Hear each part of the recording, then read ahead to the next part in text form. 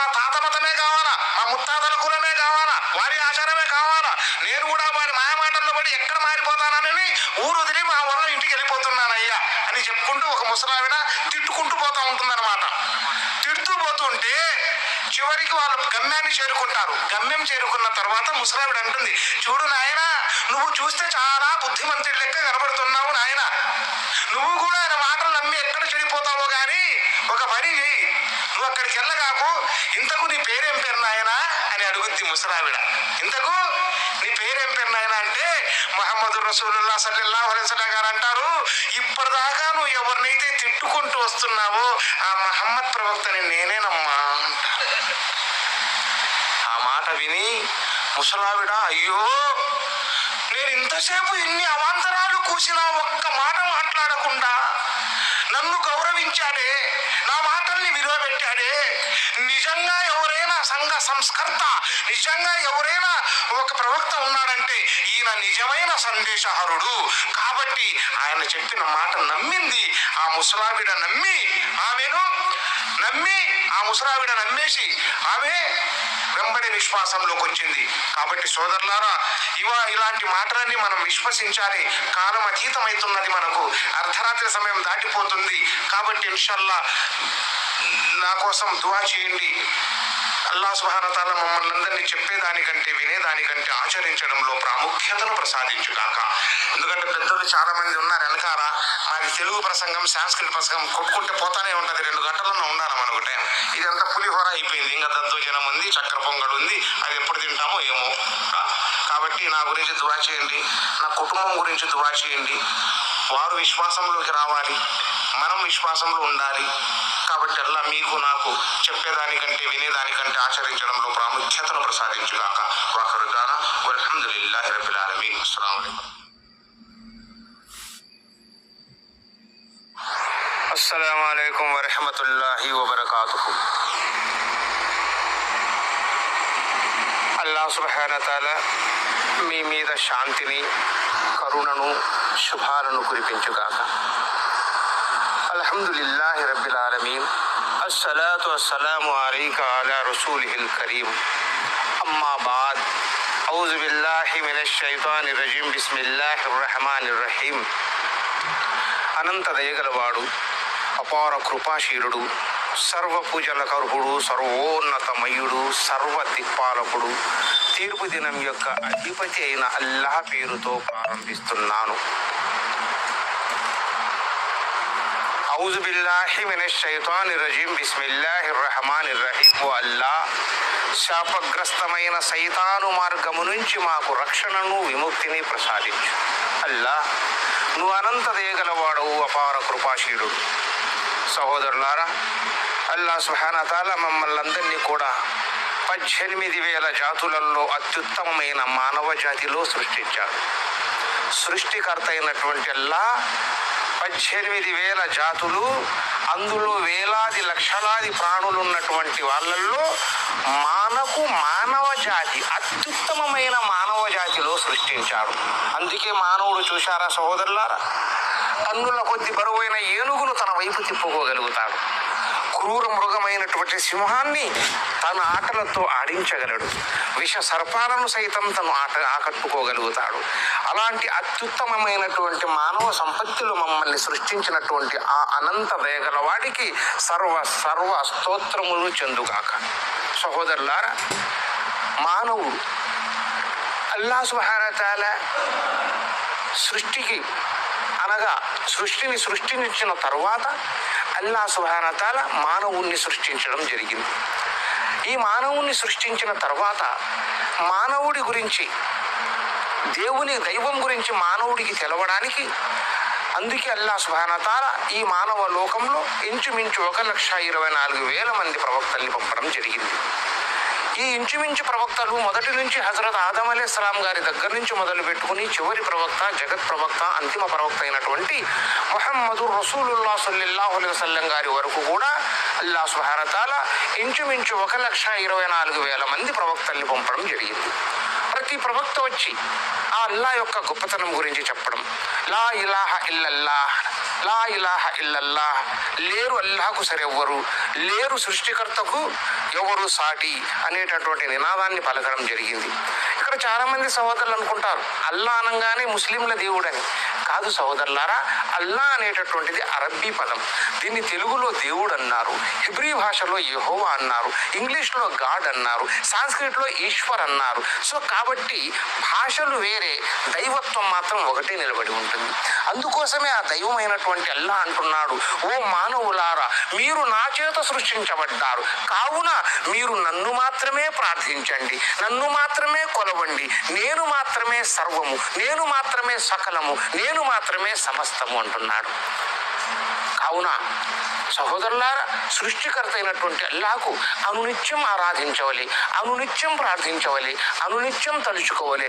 అందుకోసం అంటున్నారు లా ఇలాహ ఇల్లల్లా, లా ఇలాహ ఇల్లల్లా, లేరు అల్లాహకు సాటి మరెవరు, లేరు అల్లాహకు సాటి మరెవరు. మరి అనంత దయగలవాడైనటువంటి అల్లా యొక్క వాక్యాన్ని ప్రజల వద్దకు తీసుకెళ్లిన ప్రవక్తలు ఏమంటున్నారు? ఇక్కడ ఒక మాట, ఒక సందర్భం.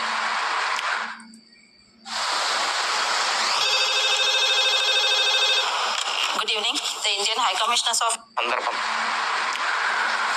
ప్రతి ప్రవక్త కూడా అల్లాహకు భయపడి జీవితాన్ని గడపాలి. అందుకే ఇక్కడ విశ్వాసము 3 రకాలుగా ఉంటుంది. ఒకటో విశ్వాసం, మొదటి విశ్వాసం అంటే దైవదూతలు. వీరి యొక్క ఈమాన్ విశ్వాసం ఎలా ఉంటుందంటే, ఫరిష్తాల విశ్వాసం ఎలా ఉంటుందంటే ఒకే రకంగా, అంటే ఆ విశ్వాసం తరగదు పెరగదన్నమాట. వారి ఈమాన్, వారి విశ్వాసం సమాంతరంగా ఉంటుందన్నమాట. ఎందుకంటే వారు అల్లాహను చూస్తూ తరిస్తున్నారు, అల్లాహను చూస్తూ జపిస్తున్నారు, అల్లాహను చూస్తూ ఆరాధిస్తున్నారు. కాబట్టి వారికి మలమూత్ర విసర్జనాలు లేవు, కాబట్టి వారికి భార్య పుత్రులు లేరు, కాబట్టి కేవలం అల్లాహను ప్రార్థించుటకు, అల్లాహను ఆరాధించుటకు మాత్రమే వారు ఉన్నారు. కాబట్టి వారి విశ్వాసం ఒకే వైపున ఉంటుంది. ఇక ప్రవక్తల విశ్వాసం పెరుగుతూ ఉంటుంది. ఎందుకంటే సోదరులారా, అల్లాహ్ సుబ్హానహు వ తఆలా ప్రవక్తలకు పరీక్షల మీద పరీక్షలను పెట్టడం జరుగుతూ ఉంది. ప్రతి పరీక్ష ఒక కష్టానికి నిదర్శనం, ప్రతి పరీక్ష ఒక విశ్వాసానికి నిదర్శనం. అందుకోసమే ప్రవక్తలు ఆ విశ్వాసాన్ని ఆ పరీక్షల్ని ఎదుర్కొన్నారు, ఆ అల్లాహకు దగ్గరైనారు. అందుకే వారి విశ్వాసం పెరుగుతూ ఉంటుంది. ఇక మన విశ్వాసం అంటారా, మనకు అందరూ ఉన్నారు, అన్నీ ఉన్నాయి, కష్టాలున్నాయి, నష్టాలున్నాయి, బాధలున్నాయి, బంధాలున్నాయి, అనుబంధాలున్నాయి, అనురాగాలున్నాయి, ఆప్యాయతలున్నాయి, మలమూత్ర విసర్జనాలు ఉన్నాయి, ఆకలి దప్పులు ఉన్నాయి, అరిషడ్ వర్గాలు ఉన్నాయి. కాబట్టి మన విశ్వాసం పెరుగుతూ ఉంటుంది మరియు తగ్గుతూ ఉంటుంది. కాబట్టి విశ్వాసం ఈ 3 రకాలుగా ఉంటుంది సహోదరులారా. అందుకోసమే వాక్యం బలమైనదిగా ఉండాలంటారు. మనం మాట్లాడేటటువంటి ప్రతి మాట కూడా ఎదుటి వారికి ఆలోచన పరంగాను, ఎదుటి వారికి ఏ విధంగా అపార్థం లేని విధంగాను మాట్లాడినప్పుడే ఆ మాటలోని తత్వం, ఆ మాటలోని అర్థం ప్రజలకు అర్థమవుతుంది. ఇదే వాక్యాన్ని ప్రవక్తలు విన్నవించారు. ఇదే వాక్యాన్ని ప్రవక్తలు అల్లాహ్ యొక్క వాక్యాన్ని ప్రజల వద్దకు తీసుకెళ్లి చూపించారు. అందుకోసం అంటున్నారు, మాట అనేటువంటి చాలా మందిని చూస్తుంటాం, మనం జనాలలో చాలా మందిని చూస్తుంటాం. ఉదాహరణకు చాలా మంది ఏం చేస్తారంటే మెళ్ళలో ఇంతంతలో బంగారపు గొలుసులు వేస్తారు, చేతులకు బ్రాస్లెట్లు వేస్తారు, 5 వేళ్లకు 5 ఉంగరాలు తొడుగుతారు, ఈ వేళ్లకు ఉంగరాలు తొడుగుతారు, అవసరమైతే నడుముకు కూడా బెల్ట్ కూడా బంగారాన్ని ధరిస్తారు. చాలా మంది వజ్ర వైఢూర్యాలతో కూడినటువంటి అలంకారాలన్నీ చూస్తారు. సహోదరులారా, ఎందుకంటే తనకు తాను గొప్పగా చెప్పుకోవడానికి ఈ ప్రయత్నాలన్నీ చేస్తుంటాడు మానవుడు. కానీ ఆ ఆభరణాలు, ఆ వజ్ర వైఢూర్యాలు మనిషి ఒక్కసారి చూస్తాడు, ఆ తర్వాత వాటి వైపు చూడలేడు. ఎందుకంటే ఆభరణం ఒకసారికి మాత్రమే పనికొస్తుంది, రెండవసారికి మాత్రం అది చూడలేరు, దాంతో మాట్లాడలేరు. కానీ మాట అనే ఆభరణము ఆ ప్రజల వద్దకు, ఆ ప్రవక్తల దగ్గర ఎలాంటి ఆభరణాలు లేవు, ఆ ప్రవక్త దగ్గర ఎలాంటి వజ్ర వైఢూర్యాలు శరీరం మీద కనబడవు, ఆ ప్రవక్తల శరీరం మీద ఎలాంటి అండదండలైనటువంటి ఆభరణాలు, వస్త్రాలు కనబడవు. మామూలు మనుషులుగా ఉంటారు, మామూలు వ్యక్తులుగా కనపడతారు, మామూలు వక్తలుగా మాట్లాడుతుంటారు. వారి మాటలు అనేటటువంటి అలంకారాలతో ప్రజలను దగ్గరికి తీసుకున్నారు, విశ్వాసులుగా మార్చినారు, విశ్వాసం వైపు మళ్లించారు. అందుకే తెలుగులో ఒక కవి అంటున్నాడు, భూషలుగా మార్చునికి భూషితు చేయు పవిత్రవాణి, వాగ్భూషణమే సుభూషణముల్ భూషణముల్ భూషణముల్ అశయించునన్నియున్, భూషిత కేశపాశ మృదు పుష్ప సుగంధ జలాభిషేకముల్, భూషిత కేశపాశ మృదు పుష్ప సుగంధ జలాభిషేకముల్. చూశారా? అందుకోసమే అంటున్నారు, భూషలు అంటే ఆభరణాలు. ఆభరణాలు కాదు మనిషికి అందాన్ని ఇచ్చేది.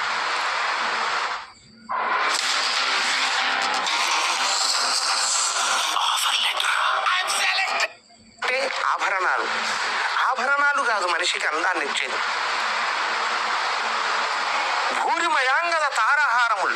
వారి శరీరానికి ఎంతటి ఆభరణాలు ఉన్నా ఏమున్నా కానీ వారి శరీరం మీద ఆభరణానికి వాల్యూ ఉండదు. ఒకసారి చూస్తారు. కానీ భూషితుగావు మార్జునికి భూషితు చేయు పవిత్రవాణి అన్నారు. చూశారు అంటే వాక్యము అంటే మాట. ఈ మాట అనేది జనాలలో ఏ విధంగా అయితే ఒకసారి విన్న వాళ్ళు మళ్ళీ రెండోసారి వినాలనుకుంటారు, ఒకసారి ఆ గానాన్ని విన్న వాళ్ళు రెండోసారి వినాలనుకుంటారు. అందుకోసమే మాట అనే ఆభరణం చాలా జాగ్రత్తగా ఉండాలి. ఈ మాట అనే ఆభరణం ముందు అన్ని దిగదుడుపంటున్నారు, అన్ని ఆభరణాలు దిగదుడుపంటున్నారు. అందుకోసమే అల్లాహ్ సుబ్హానహు వ తఆలా ప్రవక్తలకు ఆ మాట అనే ఆభరణాన్ని ప్రసాదించారు. ఆ మాటలతో ప్రజల వద్దకు వెళ్ళారు, ఆ వాక్యాలతో ప్రజలను చైతన్యపరిచారు, విశ్వాసం వైపు మళ్లించారు. నేటికి 1439 సంవత్సరాల కిందట అరబ్ రాజ్యం ఎలా ఉండోదో తెలుసా? చాలా క్రూరాతి క్రూరంగా, చాలా దారుణంగా, చాలా నీచాతి నీచంగా ఉండేది సహోదరులారా. అందుకే నేటికి 1439 సంవత్సరాలు 1440 సంవత్సరాల కిందట ఆ రాజ్యం, అరబ్బుల రాజ్యం ఎంత అరాచకంగా ఉండేదంటే వారు ఒకరి మీద ఒకరు దాడులు చేసుకునేవారు. వారు ఎక్కడ పడితే అక్కడ దౌర్జన్యాలు, దోపిడీలు చేసేవారు, ఎక్కడ పడితే అక్కడ అరాచకాలు చేసేవారు, ఎక్కడ పడితే అక్కడ దౌర్జన్యాలకు దిగేవారు. ఎప్పుడు పడితే 24 గంటలు వారు మత్తులో ఉండేవారు, వ్యభిచారాలు ఉండేవారు, వస్త్రాలు తీసివేసి తిరిగేవారు, వ్యభిచారం కోసం ఆరాటపడేవారు, దహనాలకు దండ కార్యాలకు అలవాటు పడేవారు. అలాంటి నీచమైనటువంటి కార్యక్రమాలకు అక్కడ అలెగ్జాండర్ అయినటువంటి ప్రపంచాన్ని జయించాలనేటటువంటి అలెగ్జాండర్ గ్రీకు రాజు కూడా యుద్ధం చేసుకుంటూ ప్రపంచాన్ని జయించుకుంటూ అరబ్బు రాజ్యం మీదికి వచ్చాడు. కానీ అరబ్బు రాజ్యంలో వారి వైపు చూశాడు, ఇలా దౌర్జన్యం చూశాడు, వాళ్ళ అరాచకత్వం చూశాడు, వారి పనికి మాలినతనం చూశాడు, వారి యొక్క విధానాన్ని చూశాడు. ఇలాంటి నీచమైన రాజ్యం నాకు అవసరమా అని అలెగ్జాండర్ అయినటువంటి రాజు ఆ అరబ్ రాజ్యం మీద యుద్ధం చేయకుండానే వెళ్ళిపోయినాడు. సో అంతటి నీచాతి నీచంగా ఉండే అరబ్బు రాజ్యంలో కేవలం 100 మంది ఖురేషీ కుటుంబాలలో ముహమ్మదు రసూలుల్లాహ్ సల్లల్లాహు అలైహి వసల్లం గారిని జన్మింపజేశాడు అల్లాహ్ సుబ్హానహు వ తఆలా. అప్పటికంతో దారుణంగా నీచాతి నీచంగా ఉండేటటువంటి ఆ రాజ్యంలో కేవలం 23 సంవత్సరాలలోనే 23 సంవత్సరాల్లోనే దారి దోపిడీలు, దొంగతనాలు చేసేవారి చేత దాన ధర్మాలు చేపడం నేర్పించారు. ఆడపిల్ల పుడితే అవమానంగా భావించే వారి చేత ఆడపిల్ల పుడితే అదృష్టంగా భావించేలా చేశారు. దారి దోపిడీలు, దొంగతనాలు చేసేవారి చేత దాన ధర్మాలు చేయడం నేర్పించారు. 24 గంటలు మత్తులో ఉండేవారి చేత మత్తు తాగడం, మందు తాగడం నిషేధం అనిపించేలా చేశారు.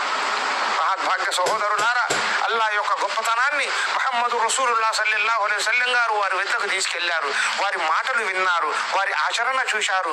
ఏకంగా 23 సంవత్సరాల్లోనే నీచాతి నీచంగా ఉండే అరబ్బుల రాజ్యం ఈ రోజు బట్టలు కట్టడంలో సంస్కృతిని నేర్చుకున్నది, ఈ రోజు దాన ధర్మాలలో సంస్కృతి నేర్చుకున్నది, ఈ రోజు అనాథలను ఆదుకోవడంలో సంస్కృతి నేర్చుకుంది, ఈ రోజు ఎవరైతే లేని వారు ఉన్నారో వారందరికీ సహకారాలు అందించడానికి కావలసిన అవసరాలను తీరుస్తుంది. అలాంటి నీచమైన రాజ్యాన్ని కేవలం 23 సంవత్సరాల్లోనే అత్యుత్తమమైనటువంటి విశ్వాస రాజ్యంగా తయారు చేశారు గౌరవనీయులైనటువంటి మహనీయులు ముహమ్మదు రసూలుల్లాహ్ సల్లల్లాహు అలైహి వసల్లం గారు. అందుకోసమే అంటున్నారు, ముహమ్మదు రసూలుల్లాహ్ సల్లల్లాహు అలైహి వసల్లం గారికి యథాభాగం కానివ్వండి, వారికి ఎంతో గౌరవంగాను, ఆత్మగౌరవంగాను, అల్లాహకు భయపడి జీవితాన్ని గడిపేవారు. అల్లాహ్ చెప్పిన విషయాలను ప్రజల వద్దకు తీసుకెళ్లి చూపించేవారు. అందుకోసమే సహోదరులారా, దాన ధర్మాలలో గొప్పతనం. మనం ఒకసారి మహాభారతాన్ని తిలకిస్తే కర్ణుల వారు ఒకసారి స్నానం చేస్తుంటారు. అంటే ఈ ఎడమ చేతిలో బంగారపు చెంబు తీసుకొని స్నానం చేస్తుంటారు. ఇంతలోకి ఒక భిక్షు వస్తారు, వచ్చి కర్ణ ఏదన్నా దానం చేయను ఆయన అంటారు. అనగానే ఆ మహానుభావుడు కర్ణుల వారు ఏం చేస్తారంటే ఈ ఎడమ చేతిలో ఉండేటటువంటి ఆ బంగారపు చెంబును తీసి అలాగనే అందిస్తారు. అప్పుడు ఆయన అడుగుతాడు, దానకర్ణుడు అని బిరుదుగాంచితివే కర్ణ, అభయహస్తముతో చేయవలసిన దానాన్ని వామహస్తముతో చేయుచున్నావే, ఇది నీకు న్యాయమా అని అడుగుతాడు. చూసారా, దానం అనేది కుడి చేత్తో చేయాలనేది శాస్త్రం చెప్తా ఉంది. సో అభయహస్తముతో చేయవలసిన దానాన్ని వామహస్తముతో చేయుచున్నావే, ఇది నీకు తగునా అంటారు. అంటే అప్పుడు కర్ణుల వారు అంటారు, మహానుభావులు, నాకు తెలుసు పుంగవా. కాకపోతే నేను వామహస్తములో నుంచి అభయహస్తములోకి తీసుకునే లోపల నా మనసు మారిపోతే నేను దానం చేయలేను, నువ్వు అడిగింది ఇవ్వలేను. అందుకోసమే తక్షణం నీకు నేను ఇచ్చేశాను అంటే అప్పుడు భళాకరణ అంట. చూశారా, దానానికి ఒక కులము, ఒక మతము, ఒక వర్ణము, ఒక వర్గము ఏదీనూ లేదు సోదరులారా. దాన గుణం అందరూ కలిగి ఉండాలి. మహమ్మద్ రసూలుల్లాహ్ సల్లల్లాహు అలైహి వసల్లం గారు అదే అంటున్నారు. మీ దగ్గర పనిచేసేటటువంటి కూలివారి శరీరం చెమట ఆరకముందే అతని కూలి డబ్బులు అతనికి ఇచ్చేయండి అంటున్నారు. చూసారా అంత గొప్ప మాట. మీ దగ్గర పనిచేసేటటువంటి వారి, నేను మీ పేరు Samurthy, proprietor Kameswari jewellers, Visakhapatnam, Hyderabad. Kameswari gold street వారి కూలీ డబ్బులు చెమట ఆరకముందే వారి డబ్బులు వారికి ఇచ్చేయండి. అందుకోసమే సృష్టికర్త అయినటువంటి దైవాన్ని తలవడం, సృష్టికర్తను ఆరాధించడం యొక్క గొప్పతనం. అందుకోసమే మనం ఒకసారి చూస్తున్నాం, సృష్టికర్త అంటే ఎవరు, ఎలా ఉంటాడు అని అందరూ అంటుంటారు సోదరులారు. కానీ మీకు వాస్తవంగా సృష్టికర్త గురించి చెప్పాలంటే మనం శాస్త్రాలు, వేదాలు, ఖురాను, ఈ విధంగా అన్ని గ్రంథాలలో సృష్టికర్త గురించి. కాకపోతే మనం ఏంటంటే ఆ గ్రంథాల జోలికి వెళ్ళడం లేదు, ఆ వాక్యాల జోలికి వెళ్ళడం లేదు, ఆ ఖురాన్ జోలికి వెళ్ళడం లేదు. కేవలం వాట్సాప్లలో భక్తి చూస్తున్నాం, యూట్యూబ్లలో మాటలు వింటున్నాం, రేడియోలలో వార్తలు వింటున్నాం, టీవీలలో న్యూస్లు చూస్తున్నాం. ఇంత తప్ప ఆధ్యాత్మిక చింతన గురించి మాలో లేకపోవడం చాలా దురదృష్టకరం. అల్లాహ్ సుబ్హానహు వ తఆలా ప్రతి ఒక్కరికి ఆధ్యాత్మిక భావన, ఆధ్యాత్మిక చింతన గురించి ఆలోచించే అదృష్టాన్ని అల్లాహ్ ప్రసాదించుగాక. అందుకోసమే ఒక మాట గజేంద్ర మోక్షంలో ఒక వాక్యం ఉంది. గజేంద్ర మోక్షంలో ఒక పద్యం చెప్తున్నారు. అంటే ఆ జగం అంటే ఏనుగు ఏమనుకుంటుందంటే ప్రతిరోజు ఆ ఏనుగు మనకు తెలుసు గజేంద్రుడు ఏ విధంగా చేస్తున్నాడు ఏంది అని చెప్పి.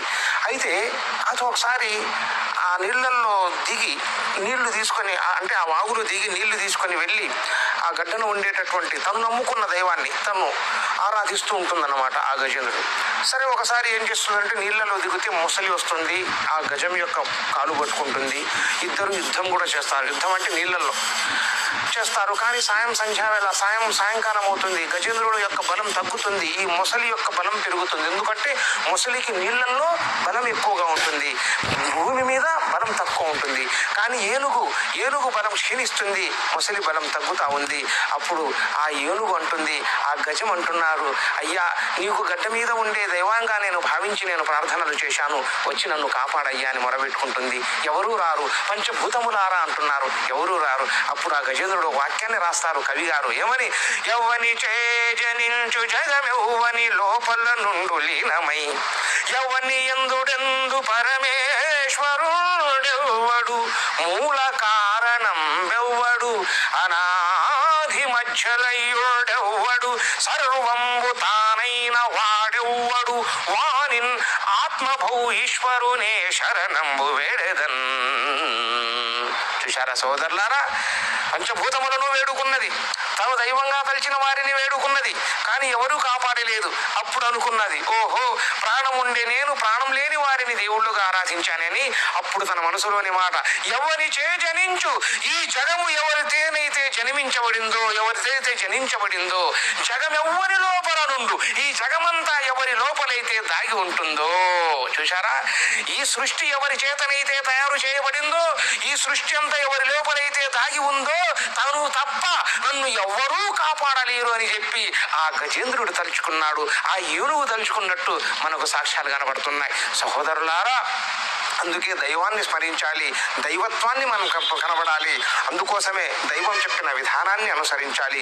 ప్రవక్త సల్లల్లాహు అలైహి వసల్లం గారు ఒకానొక సందర్భంలో వారు ఒక మార్గంలో వెళ్తూ ఉంటే ఒక ముసలావిడ అంటోంది, అయ్యా నేను మా ఊరికి వెళ్తున్నానయ్యా, ఎందుకంటే మా ఊర్లో ఎవరో మహమ్మద్ ప్రవక్త అని వచ్చారంట, వారు కొత్త మతాన్ని కొత్త ప్రచారాన్ని చేస్తున్నారు, అందరూ ఆయన మాటలు నమ్మి ఆయన వైపు వెళ్ళిపోతున్నారు, నేను మాత్రం వెళ్ళను, నేను మాత్రం మా తాత ముత్తాతల యొక్క ఆచారాన్ని పాటిస్తాను, అందుకే నేను కూడా ఆయన మాయమాటల్లో పడి నేను ఎక్కడ వెళ్తాను అని చెప్పి భయపడి నేను మా ఊరికి వెళ్తున్నానయ్యా, ఇట్లా అని చెప్పి తిట్టుకుంటూ పోతా ఉంటారన్నమాట ప్రయాణంలో. సరే ఒక చోట వెళ్ళినాక ముసలావిడ ప్రయాణం ఆగిపోద్ది. ప్రవక్త సల్లల్లాహు అలైహి వసల్లం గారు కూడా నిలబడతారు. అప్పుడు ఆ ముసలావిడ అంటుంది ప్రవక్త సల్లల్లాహు అలైహి వసల్లం గారికి, అయ్యా నాయన నువ్వు చూస్తే చాలా మంచివాడిలాగా కనపడుతున్నావు నాయన, నువ్వు కూడా ఆ మాయవారి మాటలు నమ్మి నువ్వు కూడా చెడిపోతావేమో. కాబట్టి దయచేసి నువ్వు మాత్రం ఆయన మాటలు నమ్మగాకు నాయన. నువ్వు నమ్ముకున్న మతాన్ని నువ్వు నమ్ముకో, నువ్వు ఉంటున్న విధానాన్ని నువ్వు ఉంటుండు అని చెప్పి ముసలావిడ అడిగిన తర్వాత ముసలావిడ అంటుంది, ఇంతకు నువ్వు ఎవరమ్మా? ముసలావిడ అడుగుతుంది ఆయనకు, నువ్వు చూస్తే చాలా ప్రశాంతంగా ఉన్నావు, చాలా చక్కగా ఉన్నావు, నువ్వు ఎవరు నాయనా అంటే మహాప్రవక్త సల్లల్లాహు అలైహి వసల్లం గారు అంటున్నారు, అప్పటి నుంచి నువ్వు ఏ ప్రవక్తనైతే తిడుతున్నావో, ఏ మహమ్మద్ అయితే తిట్టుకుంటూ వస్తున్నావో ఆ మహమ్మద్ ప్రవక్తను నేనేనమ్మా అన్నారు. అప్పుడు ఆ ముసలావిడ, ఓ ఇంతటి నీచంగా నేను మాట్లాడు వస్తుంటే, ఇన్ని తిట్టుకుంటూ వస్తుంటే కనీసం పల్లెత్తు మాట మాట్లాడకుండా ఎంతో సహనంగా ఎంతో వినయంగా వినుకుంటూ తన గురించి ఒక్క మాట కూడా చెప్పకుండా ఇంత వినయంగా ఉన్నాడే, నిజంగా ఈయన దైవ ప్రవక్త సల్లల్లాహు అలైహి వసల్లం, ఈయన సహనశీలి, ఈయన శాంతిమూర్తి, ఈయన నిజంగా దైవ సందేశహరుడని చెప్పి ఆ ముసలావిడ చెప్పడం జరిగింది. సహోదరులారా, అందుకే మహాప్రవక్త సల్లల్లాహు అలైహి వసల్లం గారు అంటున్నారు, మీరు ఎదుటి వ్యక్తిని ప్రేమించండి, ఎదుటి వ్యక్తిని గమనించండి, ఎదుటి వ్యక్తికి సహాయపడండి, కులమా మతమా అని చూడగాకండి. చూసారా, ఈరోజు మనం చాలా మంది చూస్తున్నాం, నీది ఆ కులం, నీది ఈ కులం, నాది ఈ కులం, మరి ఆ మతం. ప్రవక్త గారు ఎప్పుడు ఆ మాట మాట్లాడలేదు సోదరులారా. ప్రవక్త గారు ఒకటే మాట అన్నారు, మనదంతా మానవ కులం, మనదంతా మానవ కులం, మనది ఒకటే జాతి, మానవ జాతి. అల్లాహ్ సుబ్హానహు వ తఆలా 18,000 జాతులను సృష్టించాడు. 18,000 జాతులు. ఒక్కొక్క జాతిలో లక్షలాది ప్రాణులు, వేలాది ప్రాణులు, వందలాది ప్రాణులు ఉన్నాయి. అందులో అతి చిన్న జాతి చేప, అతి పెద్ద జాతి కూడా చేప. ఇందులో 12,000 జాతులను నీళ్లలో ఉంచాడు. 12,000 జాతులను నీళ్లలో ఉంచాడు. 6,000 జాతులను భూమి మీద పెట్టాడు. 17,998 జాతులకు మనిషిని అధిపతిని చేశాడు. మానవ జాతిని అధిపతిని చేశాడు అల్లాహ్ సుబ్హానహు వ తఆలా. చూశారా సహోదరులారా, అనంత దయగలవాడు, అపార కృపాశీరుడైనటువంటి అల్లాహకు సర్వ సకల స్తోత్రములు చెందుగాక.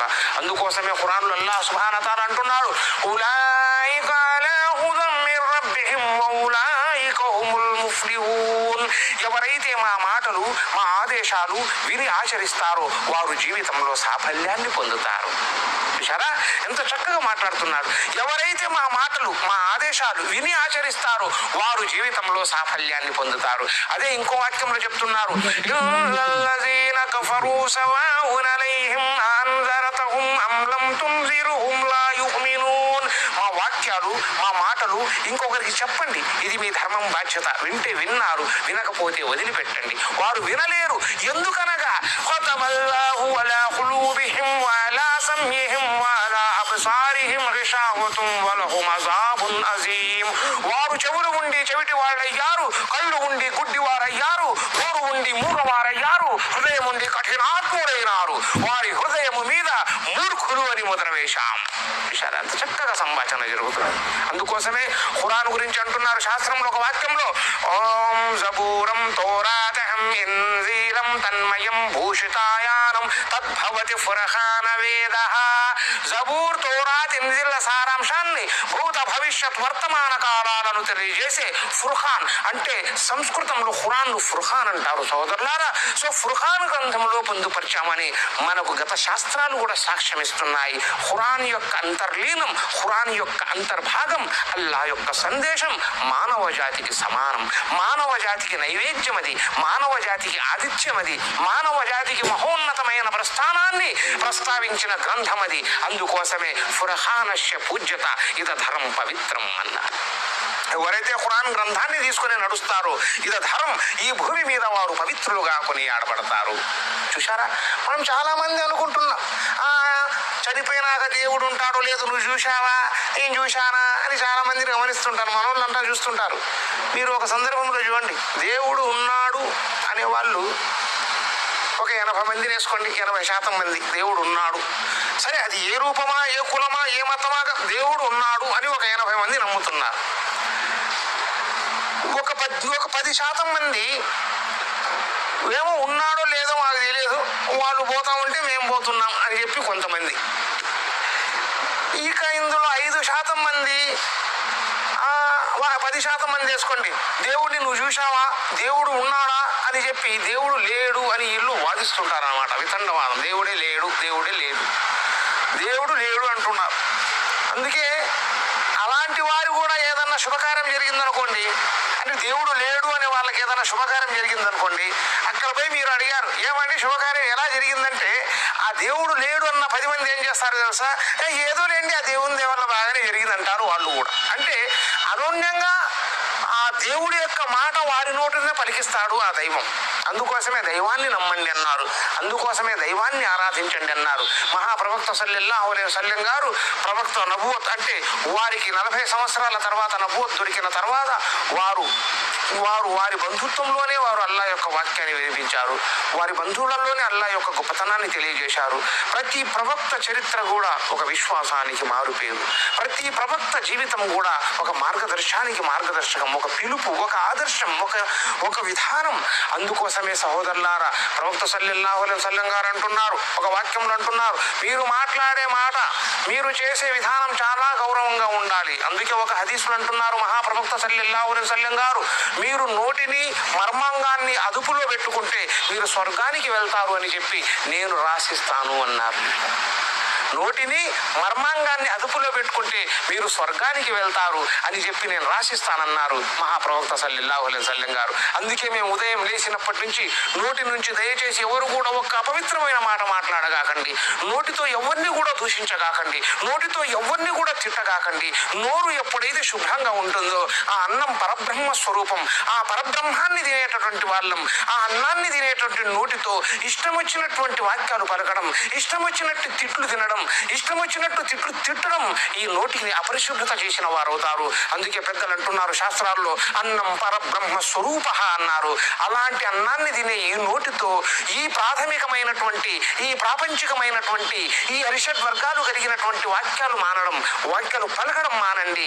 ఆ నోటిలో అల్లా సుబ్హాన తాలా కరుణను ప్రసాదిస్తాడు, శాంతిని ప్రసాదిస్తాడు, సహనాన్ని ప్రసాదిస్తాడు, ఆ వాక్యంలో గొప్పతనాన్ని ప్రసాదిస్తాడు, ఆ వాక్యంలో ఆచరణను ప్రసాదిస్తాడు. అందుకే నోటిని కంట్రోల్ చేసుకోవాలి, ముఖ్యంగా మర్మాంగాన్ని అదుపులో పెట్టుకోవాలి.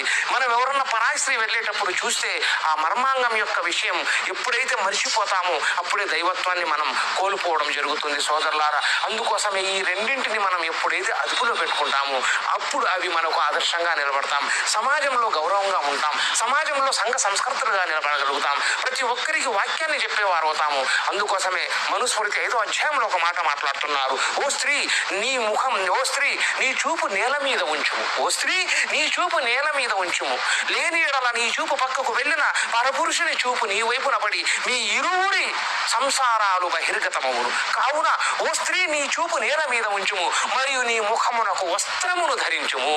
మనుస్మృతి 5వ అధ్యాయంలో 162 యొక్క వాక్యంలో జరుగున విషయం చూడండి సహోదరులారా, కళ్ళకు కట్టినట్టుగా కనపడుతుంది. అంటే దీన్ని బట్టి అర్థమవుతా ఉంది, ఓ స్త్రీ నీ ముఖానికి ముసుగును ధరించమంటున్నారు. అందుకే ఈరోజు ఇస్లాంలో బుర్ఖాలు ధరిస్తున్నారు. అదేవిధంగా ముసుగు ధరించడం అనేది ఆ స్త్రీ గొప్పతనాన్ని, ఆ స్త్రీ ఔదార్యాన్ని, ఆ స్త్రీ యొక్క సహజ శైలిని, ఆ స్త్రీ యొక్క గొప్పతనాన్ని, ఆ అమ్మ యొక్క తత్వాన్ని, ఆ చెల్లి యొక్క తత్వాన్ని మనం తెలుసుకునే అవకాశం ఉంటుంది. అందుకోసమే మనం దైవానికి నిలబడి దైవానికి భయపడుతూ జీవితాన్ని గడపాలి, దైవం ద్వారా ఇచ్చిన జీవితాన్ని గడపాలి. దైవంతో ఎవరైతే అనుసంధానంగా ఉన్నారో వారి మాటలు మనం వినాలి. అందుకోసమే ఖురాన్లోని ఒక వాక్యంలో అంటున్నారు, సూర ఫాతిహాలో అంటున్నారు, బిస్మిల్లాహిర్ రహమానిర్ రహీం.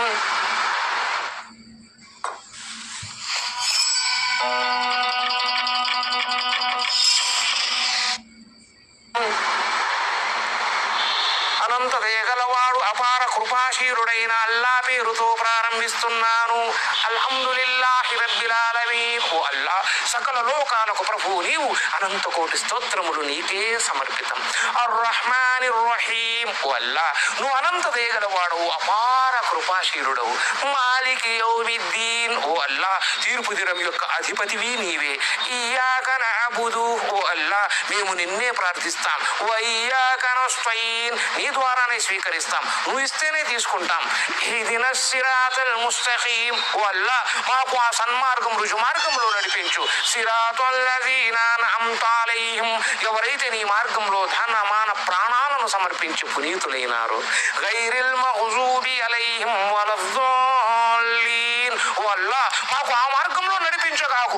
ఎవరైతే నీ ఆగ్రహానికి లోనైనారో, అంటే ఒక అబూ జహల్ మార్గం, ఒక హామాన్ మార్గం, ఒక ఫిరౌన్ మార్గం, ఒక నమ్రూద్ మార్గం, ఇలాంటి వారి మార్గాల్లో మాకు నడిపించగాకు అల్లా. ఎవరైతే నీ కోసం పరితపించారో, ఎవరైతే నిన్ను ఆరాధిస్తున్నారో వారి మార్గంలో నడిపించని చెప్పి ఈ సూరా యొక్క అర్థం. దీన్ని సూర ఫాతిహా అంటారు. ఖురాన్లో మొదటి సూరా కనపడతా ఉంది మనకు. అందుకే సోదరులారా, మన జీవితాలు అద్వైతం, మన జీవితాలు అల్లాహ్ కోసం గడపాలి. మన జీవితాలు సమాజం కోసం, సమాజంలో ఉండేటటువంటి విశ్వాసాన్ని పైకి తీసుకురావడం కోసం, ప్రతి ఒక్కరూ అన్నదమ్ములుగా కలిసి బతకడం కోసం, కుల మత వర్గ వర్ణాలు లేకుండా ప్రతి ఒక్కరూ సోదర సమానత్వ సౌభ్రాతృత్వ భావాలతో గడిపేటటువంటి అవకాశం ఖురాన్లో కనపడతా ఉంది. అందుకోసమే ప్రతి ఒక్కరికి చెప్పే విధానం ఏమిటంటే, అల్లాహ్ సుబ్హానహు తఆలా ఇహపర లోకాలలో మమ్మల్ని మరియు అంటే మానవ జాతిని ఆశీర్వదించుగాక. ప్రతి ఒక్కరికి అల్లాహ్ కోసం పనిచేసే అదృష్టాన్ని అల్లాహ్ మాకు ప్రసాదించుగాక. అల్లాహ్ సుబ్హానహు తఆలా మనకు చెప్పేదానికంటే వినేదానికంటే ఆచరించడంలో ప్రాముఖ్యతను ప్రసాదించుగాక. వాఖిరు దానా వల్హమ్దులిల్లాహి రబ్బిల్ ఆలమీన్. Techies everywhere are scared of AI replacing them. There's one rule that's helping AI to be more efficient.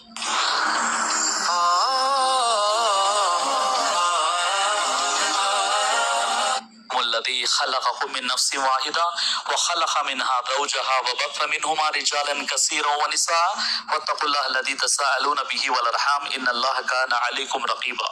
وقال النبي رسول الله صلى الله عليه وسلم النكاح من سنتي فمن رغب عن سنتي فليس مني. رب اشرح لي صدري ويسر لي أمري واحلل عقدة من لساني يفقهوا قولي. అనంత కరుణామయుడు, అపార కృపాశీలుడు, ఆయన చక్రవర్తి, ఎంతో పరిశుద్ధుడు, సురక్షితుడు, శాంతి ప్రదాత, సంరక్షకుడు, సర్వాధికుడు, సర్వోత్తముడు, సజీవుడు, నిత్యుడు, అనంతుడు, అగోచరుడు, జీవిత సహచరి లేనివాడు, తల్లి, తండ్రి, కుమారుడు, కుమార్తెలు అనే సంసారిక సుఖ దుఃఖాలు వర్తించని పరమ పవిత్రుడు అల్లా సృష్టి వ్యూహాన్ని రచించేవాడు, దానిని అమలుపరిచేవాడు, ఆపై దాని ప్రకారం రూపకల్పన చేసేవాడు. విశ్వవిఖ్యాత నైతిక సార్వభౌముడు, కాలగతిని మార్చివేసిన శూరుడు, ప్రపంచ విప్లవాల్లో అత్యద్భుతమైన విప్లవాన్ని లేవదీసిన మేటి యోధుడు, మూఢ జనాన్ని మహాజ్ఞానులుగా మార్చివేసిన అద్వితీయ సంస్కర్త, బానిసలను పాలకులుగా మార్చిన అనుపమ ప్రతిభాశాలి, జీవనదాయక ఇస్లాం సందేశాన్ని మానవాళికి అందజేసిన మానవ మహోపకారి, విశ్వ ప్రవక్తల నాయకుడు, సత్యవంతుడు, విశ్వసనీయుడు, నిజాయితీపరుడు, కరికంబలిధారి, హరిత గుమ్మటవాసి, అంతిమ దైవ ప్రవక్త, జగద్ గురువు, రహ్మతలిల్ ఆలమీన్, ఇమాముల్ అంబియా, ఖాతమ నబీ ముహమ్మదు రసూలుల్లాహ్ సల్లల్లాహు అలైహి వసల్లం వారిపై అల్లాహ్ యొక్క శాంతి, కారుణ్యం మరియు శుభాలు వర్షించుగాక. ఆమీన్. నేను ముందుగా మనందరి సృష్టికర్త అయినటువంటి అల్లాహకు సహస్రాది కృతజ్ఞత అభివందనాలు తెలుపుకున్నాను. ఎందుకంటే అల్హమ్దులిల్లా నిఖా తర్వాత ఒక వలిమా సందర్భంగా మనమంతా ఒక చోట సమావేశమై ధార్మిక విషయాలు చర్చించుకునే ఒక గొప్ప అవకాశాన్ని అల్లాహ్ మనందరికీ కూడా ప్రసాదించాడు. కాబట్టి ముఖ్యంగా ఈ వలిమా విందు కార్యక్రమంలో పాల్గొన్నటువంటి సోదరిమణులు, సోదరులు, హిందూ, ముస్లిం, క్రైస్తవ అందరినీ కూడా నేను ఇస్లామీయ పద్ధతులు ఆహ్వానిస్తున్నాను. అస్సలాము అలైకుం వరహ్మతుల్లాహి వబరకాతు. దీని అర్థం అల్లాహ్ యొక్క శాంతి, కారుణ్యం మరియు శుభాలు మీ అందరి జీవితాలపై వర్షించుగాక. ఆమీన్. ముఖ్యంగా వలిమా అనేది ప్రవక్త ముహమ్మద్ సల్లల్లాహు అలైహి వసల్లం వారి యొక్క సాంప్రదాయం అండి. సోదరిమణులకు, సోదరులకు, చాలా మంది ముస్లింలకు ఈ విషయం తెలిసే ఉంటుంది. నిఖా తర్వాత, నిఖా రోజు ఏదైతే మనం చాలా గ్రాండ్ గా చేస్తుంటామో అది వారి యొక్క స్తోమతను బట్టి చేస్తుంటారు. కానీ వలిమా అనేది చాలా ఖచ్చితంగా చేయాలి, తప్పనిసరి అది. ఎందుకంటే మహాప్రవక్త ముహమ్మద్ సల్లల్లాహు అలైహి వసల్లం వారి యొక్క కుమార్తె ఫాతిమా రదియల్లాహు అన్హా వారి వివాహం ఏదైతే జరిగిందో, అలీ రదియల్లాహు వారు ప్రవక్త వారి వద్దకు వచ్చేసి, ఓ ప్రవక్త ముహమ్మద్ సల్లల్లాహు అలైహి వసల్లం, నేను మీ కుమార్తె అయినటువంటి ఫాతిమాని నేను పెళ్లి చేసుకుంటాను, వివాహం చేసుకుంటానని అలీ వారు అడిగారు. అప్పుడు ప్రవక్త ముహమ్మద్ సల్లల్లాహు వారు అడిగారు, అలీ, మెహర్ చెల్లించడానికి నీ వద్ద ఏముంది అంటే ఇక్కడ వధు కట్నం చెప్తున్నారు, వరకట్నం కాదు. ఈ రోజు మన సమాజంలో వరకట్నం ముస్లిమేతరులతో పాటు ముస్లింలు కూడా తీసేసుకుంటున్నారు వరకట్నం. కానీ ప్రవక్త ఏం చెప్తున్నారు? వధు కట్నం గురించి చెప్తున్నారు. నువ్వు నా కూతురు అయినటువంటి ఫాతిమాని పెళ్లి చేసుకుంటావు అని అడుగుతున్నావు కదా, సరే చాలా మంచి విషయమే. మెహర్ ఇవ్వడానికి నీ దగ్గర ఏముంది? నువ్వు వధు కట్నం ఏమిస్తావు అని అడిగారు. అలీ రదియల్లాహు అన్హు దగ్గర ఏమీ కూడా లేదు. ఓ ప్రవక్త నా దగ్గర ఏది లేదని చెప్పారు. లేదు, నీ దగ్గర ఒక ఖంజర్ ఉంది, అంటే ఒక యుద్ధ కవచం ఉండాలి కదా, ఆ యుద్ధ కవచాన్ని అమ్మి నువ్వు డబ్బులు తీసుకురా అని చెప్పారు. అప్పుడు అలీ రదియల్లాహు అన్హు వారు ఇంటి నుండి బయలుదేరారు. మధ్యలో ఉస్మాన్ బిన్ అఫ్ఫాన్ రదియల్లాహు అన్హు వారు ఎదురయ్యారు. అక్కడ అమ్మేశారు. వచ్చినటువంటి డబ్బులు తీసుకొచ్చి ఎవరికి ఇచ్చారు? ప్రవక్త ముహమ్మద్ సల్లల్లాహు అలైహి వసల్లం వారికి ఇచ్చారు. దీనిని ఇస్లాంలో మెహరే ముఅజ్జల్ అని అంటారు. ముందస్తుగా ఇచ్చేటటువంటి మెహర్ని మెహరే ముఅజ్జల్ అంటారు. అల్హమ్దులిల్లా, అలా మెహరే ముఅజ్జల్ చెల్లించి వివాహం చేసేసుకున్నారు. ఎవరు? అలీ రదియల్లాహు అన్హు వారు ఫాతిమా రదియల్లాహు అన్హు వారితో వివాహం జరిపించేశారు. ఆ వివాహం కూడా ఎలా అయిందో మీరు ఆశ్చర్యపోతారు. జుహర్ లేదా అసర్ నమాజ్ సమయం ఉండేది. అందరూ కూడా సహాబాలు వచ్చారు, మసీద్ లో నమాజ్ చదువుకున్నారు. వెళ్తుంటే ప్రవక్త వారు ఎలాన్ చేశారు. అప్పటికి ఎవరికి తెలియదు అనమాట వివాహం అని. కాసేపు ఆగండి, ఇప్పుడు నా కూతురు అయినటువంటి ఫాతిమా యొక్క వివాహం అలీతో జరిపించడం జరుగుతుంది కాబట్టి మీరు దీవించండి, మీరు దువా చేయండి, ఉండండి అని చెప్పారు. అప్పుడు వారికి తెలిసిందనమాట విషయం. అల్హమ్దులిల్లా, వివాహం జరిగిపోయింది. వివాహం జరిగిపోయిన తర్వాత వలీమా ఎలా జరిగింది? వలీమా ఇవ్వడానికి అలీ రదియల్లాహు అన్హు వారి దగ్గర డబ్బులు లేవు. అప్పుడు ఏం చేయాలంటే, వివాహం అయిపోయిన తర్వాత ఒక రోజు అయిపోయింది, మరుసటి రోజు అలీ రదియల్లాహు అన్హు వారు అడవికి బయలుదేరారు. అడవికి బయలుదేరి ఒక గొడ్డలు తీసుకెళ్లారు. అడవికి వెళ్ళి కట్టెలు కొట్టారు.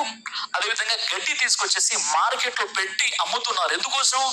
ఒక వ్యక్తి ఇమాముల్ అంబియా, విశ్వ ప్రవక్తల నాయకుడి యొక్క అల్లుడు ఏం చేస్తున్నారు? తన వలీమా కోసం వచ్చినటువంటి ఎవరైతే బంధువులు ఉంటారో వారికి తినిపించాలి, వలీమా ఇవ్వాలి, దావత్ ఇవ్వాలి. కాబట్టి విశ్వ ప్రవక్తల నాయకుడు అయినటువంటి ఇమాముల్ అంబియా యొక్క అల్లుడు అలీ రదియల్లాహు అన్హు వారు తన పెళ్లి సందర్భంగా, పెళ్లి అయిపోయిన తర్వాత अगर गूगल आपको नहीं ढूंढ पा रहा तो आपका कस्टमर आपको कैसे ढूंढ पाएगा? कैसे? అల్లుడు అలీ రదియల్లాహు అన్హు వారు తన పెళ్లి సందర్భంగా, పెళ్లి అయిపోయిన తర్వాత ఏదైతే వలీమా ఉందో విందు సందర్భంగా అడవికి వెళ్ళి గడ్డి మరియు కట్టెలు తీసుకొచ్చి మార్కెట్ లో అమ్మి వచ్చినటువంటి డబ్బులతో వలీమా చేయడం జరిగింది. సుబ్హానల్లాహ్. కాబట్టి వలీమా అనేది ఇస్లాంలో చాలా ప్రాముఖ్యతతో కూడుకున్నటువంటి విషయం. అల్హమ్దులిల్లాహ్, ఈ రోజు మనం వలీమా రిసెప్షన్ లో మనం ఉన్నాం. అయితే ముఖ్యంగా ఈ రోజు ముస్లిం సమాజంలో నమాజ్ విషయంలో ప్రవక్త ముహమ్మద్ సల్లల్లాహు అలైహి వసల్లం అనుసరిస్తున్నారు. జకాత్ చెల్లించాలి. ఎలా చెల్లించాలండి? నా దగ్గర ఒక 70 కాసుల బంగారం ఉందండి, జకాత్ ఎలా ఇవ్వాలని అడుగుతుంటారు సోదరుని వాళ్ళు. అంటే జకాత్ ప్రవక్త వారు ఎలా ఇవ్వమన్నారు, తర్వాత ప్రవక్త ముహమ్మద్ సల్లల్లాహు అలైహి వసల్లం వారు ఈదైన్ గురించి ఏం చెప్పారు, పండుగ నమాజ్ ఎలా చదవాలి, ఇవన్నీ విషయాలు కూడా ప్రవక్తని ఫాలో అవుతున్నాం. కానీ ఇక్కడ చాలా బాధాకరమైన విషయం ఏంటంటే, మనం వివాహం విషయంలో ప్రవక్త ముహమ్మద్ సల్లల్లాహు అలైహి వసల్లం రోల్ మోడల్ గా తీసుకోవట్లేదు. నమాజ్, రోజా, జకాత్, హజ్, చాలా విషయాలు ప్రవక్త వారిని రోల్ మోడల్ గా ఆదర్శంగా మనం తీసుకున్నాం. కానీ మొహమ్మద్ ప్రవక్త సల్లల్లాహు అలైహి వసల్లం వారి యొక్క కాలంలో వివాహాలు ఎలా జరిగాయండి? ప్రవక్త వారి వివాహాల్ని ఆదర్శంగా తీసుకోలేకపోతున్నాం మనం. ఈ రోజు వరకట్నాలు చాలా ఎక్కువగా మన మార్కెట్ లో కనిపిస్తున్నాయి. అంటే కట్నం లేనిదే అమ్మాయి యొక్క వివాహం జరగట్లేదు. ఈ రోజు అమ్మాయి పుట్టడమే అభిశాపంగా, ఆమె మనుగడే సమాజానికి పెనుభారంగా భావిస్తున్నారు. కొన్ని వర్గాలలోనైతే అమ్మాయి పుడితే మైనస్ పుట్టింది అంటున్నారు. ఎందుకు? అమ్మాయి పుట్టిందంటే బోలెడండి ఖర్చు అవుతుందండి, మనకున్న ఫ్లాట్ లేదా ప్లాట్ అమ్మాలి, మన పంట పొలాలు అమ్మేసేయాలి. ఎందుకంటే అమ్మాయి పుట్టిందంటే మనం కట్నం ఇవ్వాలి కదా అనే ఒక ఆలోచన వస్తుంది. కానీ ప్రభుత్వం ఏం చెప్పారు? ఎవరైతే ఇద్దరు అమ్మాయిల్ని కని పెంచి పోషించి వారికి మంచి వివాహం చూసి, సంబంధం చూసి పెళ్లి చేస్తారో వారు నేను ఇలా స్వర్గంలో ఉంటామని తన చూపుడు వేలు, మధ్య వేలు చూపించారు ప్రవక్త వారు. అంటే అమ్మాయి పుట్టిందంటే సంబరాలు చేసుకోండి, బేటీ రోటీ అని చెప్తారు. ఎందుకంటే అమ్మాయి అంటే అల్హమ్దులిల్లాహ్ చాలా కేరింగ్ గా ఉంటారు అమ్మాయిలు. తల్లిదండ్రుల పట్ల వారి యొక్క సంక్షేమం, వారి యొక్క మంచి చెడుల గురించి ఎక్కువగా అమ్మాయి పట్టించుకుంటారు. అంటే అమ్మాయి పుట్టిందంటే ఇంట్లో ఒక లక్ష్మి అంటే బర్కత్ అంటారు. అలాంటి అమ్మాయిని ఈరోజు మైనస్ గా మన సొసైటీ చూస్తుందంటే మనం కూడా ఏదో కోణంలో పొరపాటు చేస్తున్నాం. ఆ పొరపాటు ఏంటంటే సున్నత్ వెలుగులో వివాహం చేసుకునే ప్రయత్నం చేయట్లేదు. నేను ఇది హరాము, ఇది తప్పని నేను చెప్పలేదు. పెద్ద పెద్ద ఫత్వాలు కూడా, ఆ ప్రసంగాలు ఎక్కడ కూడా నేను ఇవ్వను. కానీ మనం ప్రయత్నం చేయాలి, మనం ప్రవక్త వారి పద్ధతిలో వివాహం చేసుకోవడానికి. ముఖ్యంగా చూడండి, ఇస్లాంలో వివాహం జరగాలంటే 4 విషయాలు ఉన్నాయండి. మీరు ఆశ్చర్యపోతారు. మీరు ఒక వెడ్డింగ్ కార్డు వేయకున్నా, ఒక పెద్ద ఫంక్షన్ హాల్ తీసుకోకున్నా లేదా ఎక్కువగా డబ్బులు ఖర్చు పెట్టకున్నా వివాహం ఎలా అవుతుందంటే ప్రవక్త వారి కాలంలో ఎలా జరిగాయి, ఇస్లాంలో కండిషన్స్ ఏంటి, రూల్స్ ఏం చెప్పడం జరిగిందంటే 4 విషయాలు ఖచ్చితంగా ఉంటే వివాహం అయిపోతుంది ఇస్లాంలో. మొదటి విషయం ఏంటంటే ఈజా హుబుల్ అంటారు. అమ్మాయి అబ్బాయి పరస్పర అంగీకారాన్ని ఈజా హబుల్ అని చెప్తారు. మొదటి విషయం అంటే అమ్మాయి ఒప్పుకోవాలి, అబ్బాయి ఒప్పుకోవాలి. ఇస్లాంలో అమ్మాయిలకు ఉన్నటువంటి స్వేచ్ఛ ఎంత గొప్పగా ఉందో చూడండి. ఒకవేళ అమ్మాయి వివాహానికంటే ముందు హాజీ గారు ఏమడుగుతారంటే ఖుబూల్ అని అడుగుతారు. సిగ్నేచర్స్ కోసం వెళ్తారు కదా అమ్మాయి దగ్గరికి, అమ్మాయిని అడుగుతారు నీకు ఇష్టమైన సమ్మతమైన ఖుబూల్ అని. ఆమె సంతకం పెడితేనే వివాహం అవుతుంది. అంటే లాస్ట్ మూమెంట్ లో కూడా అమ్మాయి ఈ అబ్బాయి నాకు ఇష్టం లేదు అని చెప్పొచ్చు అనమాట. అలాంటి ఒక ఫ్రీడమ్ అల్హమ్దుల్లా స్త్రీకి అల్లాహ్ సుబ్హానహు వ తఆలా కల్పించాడు. ఇస్లాంలో అలాంటి అనుమతి అనేది ఉంది. దీన్నే ఈజా వ ఖుబూల్ అంటారు. మొదటి విషయం. రెండో విషయం